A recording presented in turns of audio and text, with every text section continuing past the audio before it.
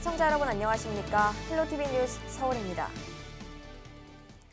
서울시가 지난해 12월 김포공항 활성화 지원 조례안을 제정해 항공기 소음 피해 지역을 중심으로 이를 반대하는 입장이 들끓었죠.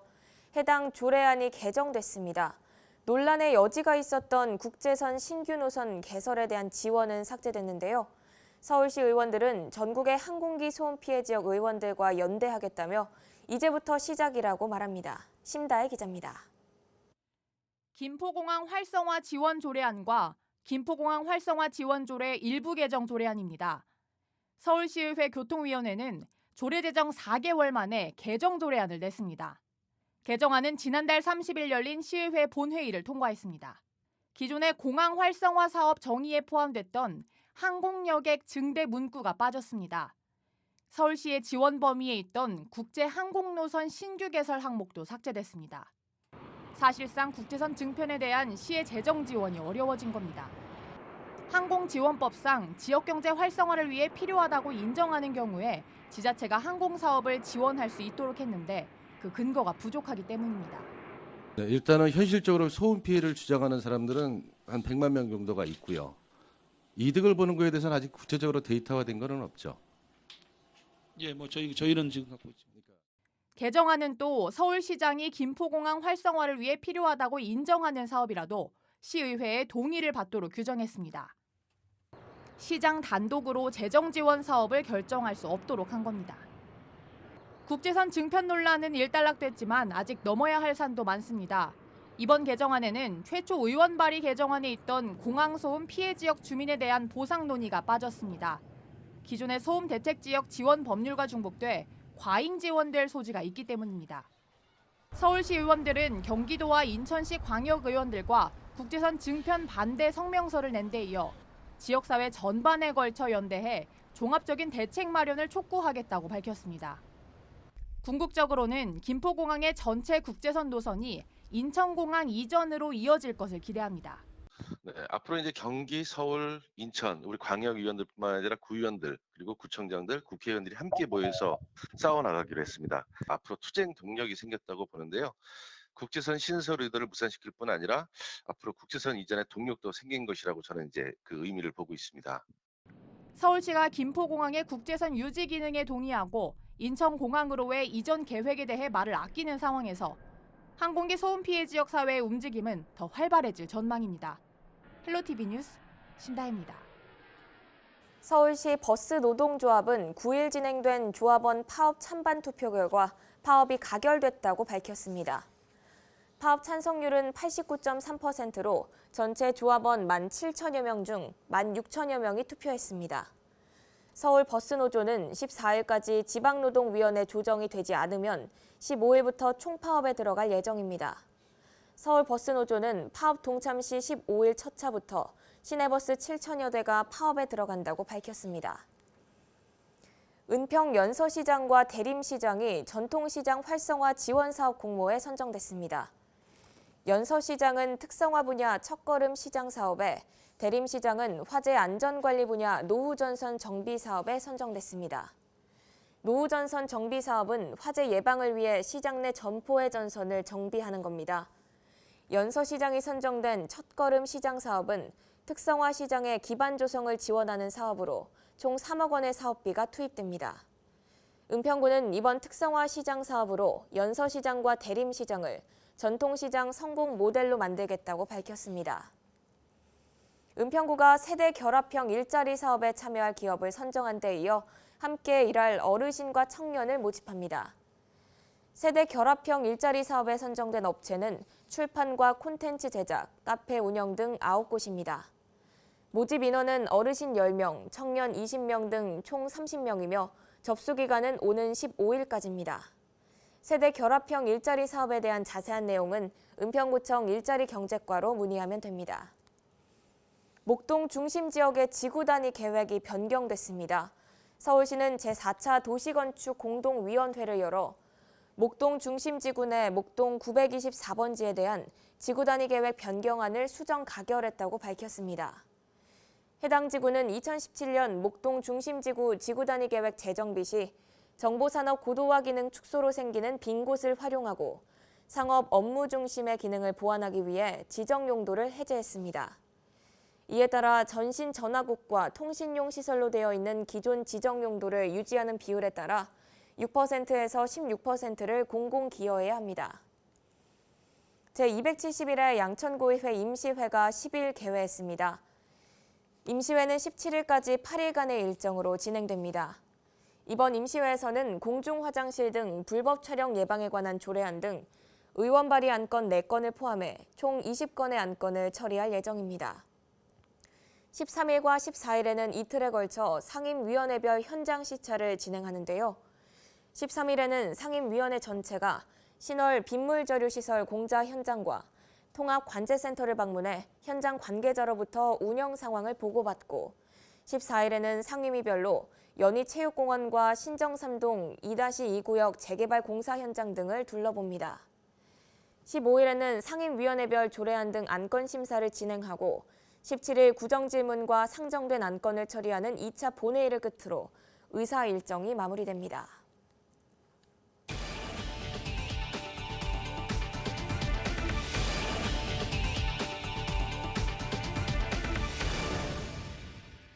저희 CJ엘로는 지역방송으로서 지역의 각종 소식을 깊이 있게 전달해드리고 있습니다.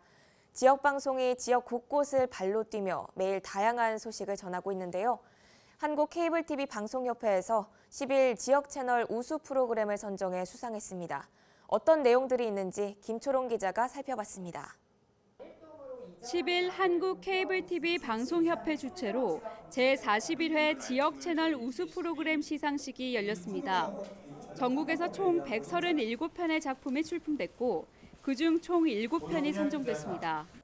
먼저 보도 부문에는 4개 작품이 수상을 받았습니다. CJ 헬로 이지훈 연재흠 기자는 경기도 의정부 지역의 소각장 이전 문제를 심층 보도해 보도상을 수상했습니다. 지역민 몰래 소각장 이전을 추진하려 했다는 의혹을 받는 행정부의 민낯을 드러내 공론화했습니다. 또 주민 피해를 최소화할 수 있는 방안까지 담아 솔루션 저널리즘까지 한 걸음 더 나아갔습니다. 각종 뉴스가 쏟아지고 있지만 정작 저희 지역에 대한 뉴스를 찾아보기는 쉽지 않습니다. 이번에 상을 수상하게 된 소각장 관련 소식도 저희 지역 채널을 통해서 많이 보도를 하면서 많은 지역민들이 도움을 받았다는 이야기 많이 들었는데요. 앞으로도 지역에서 꼭 필요한 채널이 될 수 있도록 노력하겠습니다. 이 밖에 정규 프로그램 부문에서 1편, 특집 프로그램 부문에서 2편이 선정됐습니다. CJ 헬로 성정환 기자는 또 하나의 생명 도시재생으로 특집 프로그램상을 수상했습니다. 도시재생 사업의 우수 사례와 실패 사례뿐 아니라 해외 사례까지 다루면서 전국적 사업인 도시재생을 다각도로 조명했습니다.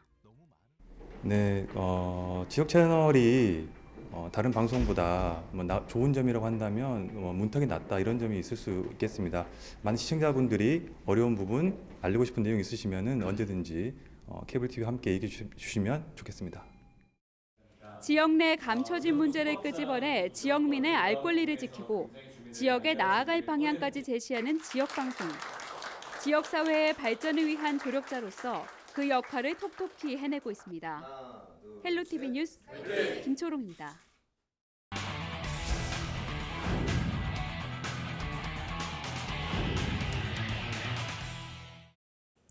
소방관은 각종 구조구급 현장에 최일선에 서게 되는 만큼 강인한 체력이 필수입니다. 신임 소방관을 뽑기 위한 체력 시험이 치러지고 있는데요. 소방관이라는 자신들의 꿈을 이루기 위해 젖먹던 힘까지 쏟아내고 있는 예비 소방관들을 김한식 기자가 스마트폰 출동으로 담았습니다. 긴장한 얼굴로 차례를 기다리는 사람들. 1차 필기 시험에 통과한 뒤 체력 시험을 앞둔 소방 공무원 응시생들입니다. 초등학교 때부터 이제 막연히 직업 뭐저거라 하면 그냥 멋있는 소방관 이렇게 적고 국민의 안전을 지킬 수 있으니까 그게 참 멋있는 직업이라고 생각해서. 긴장된 순간도 잠시. 감독관의 신호가 떨어지자 온 힘을 다해 상체를 일으킵니다. 정해진 시간에 한 개라도 더 하기 위해 젖먹던 힘까지 쏟아냅니다. 체력 측정 점수가 차지하는 비율은 100점 만점에 15점. 하지만 0.1점 차이로 당락이 결정되는 만큼 응시생들에게 체력 훈련은 필수입니다. 긴장은 되는데 시험 치기 전에 시험보다 더 빡세게 준비를 해야 좋은 결과 나올 것 같습니다. 힘은 드는데 뭐 이거 못 버텨서 이거 못하면 안 되니까 이거 못 버티면 딴 것도 못해요.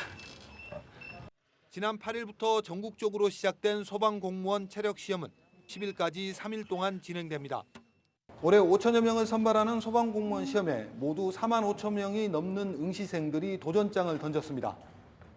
긴장감에 실수가 나오자 곳곳에서 아쉬운 탄성이 터져 나옵니다. 기대했던 만큼 성적이 나오지 않았지만 그래도 끝까지 포기하지 않습니다. 연습할 때보다 좀 안 나와가지고 좀 아쉬운데 끝까지 열심히 해야지. 전 저 유연성이 안 돼가지고 유연성 연습할 때도 그렇고 좀 힘들었어요. 응시생들에게 마의 종목으로 불리는 왕복 오래 달리기입니다. 3, 2, 1, 시작.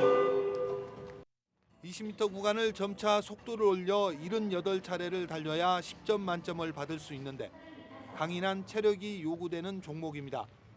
실제 레이스를 완주한 응시생은 절반 정도. 경쟁 관계지만 박수로 격려합니다. 악천후와 긴급 재난 상황에서 활동해야 하는 소방관들에게 강인한 체력은 필수 조건입니다. 국민의 생명과 재산을 지키기 위해서는 기초적인 체력이 필요하게 되고 재난 현장에서 나 자신, 나아가 동료의 목숨까지도 책임져야 하는 부분이 필요하기 때문에 체력 시험을 통과하면 면접을 거쳐 오는 7월 4일 최종 합격자가 발표되고 합격자는 교육 과정을 거쳐 정식 소방관으로 임용됩니다. 헬로티비 뉴스 김한식입니다. 서울 소방재난본부가 부처님 오신 날을 대비해 은평 진관사에 대한 화재 안전점검을 벌였습니다. 목조 건축물인 전통사찰은 화재 발생 시에 대형 화재로 번질 위험이 있습니다. 특히 부처님 오신 날에는 연등 행사와 사람이 몰려 안전사고 우려가 높고 진관사의 경우 북한산 자락에 있어 화재 시 산불 화재로 확대될 가능성이 큽니다. 서울소방재난본부는 진관사의 소방시설 유지관리 상태를 점검하고 연등 설치와 부처님 오신 날 행사 진행 시 화재 예방을 당부했습니다. 서울 지역 아파트 경비실 10곳 중 4곳은 냉난방기가 없는 것으로 나타났습니다. 서울시가 서울 시내 아파트 단지 경비실 내에 냉난방기 설치 실태에 대한 전수조사 결과를 발표했습니다. 조사 대상은 150세대 이상 아파트와 SH공사 임대주택 단지 등 총 2,187단지입니다. 조사 결과 서울 지역 아파트 경비실의 냉난방기 설치율은 64%에 그쳤습니다. 경비실 10곳 중 4곳은 에어컨 없이 폭염을 보내는 겁니다. 자치구별로 보면 은평구와 강동, 마포 등 10개 자치구가 냉난방기 설치율과 유효 응답률에서 평균값 이상을 보였습니다. 양천과 관악, 노원 등 6개 자치구는 설치율과 유효 응답률이 50% 이하로 나타났습니다. 서울시는 이번 조사 결과를 바탕으로 서울 전역의 아파트 경비실 냉난방기 설치율을 높이기 위한 맞춤 대책을 수립할 계획입니다. 서울주택도시공사가 공공임대주택으로 공급하기 위한 매입 임대주택 올해 목표 물량 중 2,705호를 매입 결정했다고 밝혔습니다. 주택도시공사는 지난 2월 15일부터 3월 4일까지 임대주택용 주택 매입 신청 3,400여 건을 접수하고 매입심의위원회를 거쳐 매입 대상을 선정했습니다. 선정 물량 중 35%는 청년주택과 신혼부부 주택으로 공급할 계획입니다. 주택도시공사는 올해 매입 목표 5,000호 중 나머지 절반가량도 하반기 중 순차 매입할 계획입니다. 매입 임대주택 사업은 주택도시공사가 중앙정부와 서울시의 자금 지원을 받아 다세대 원룸 등의 주택을 매입한 뒤 공공임대주택으로 공급하는 사업입니다.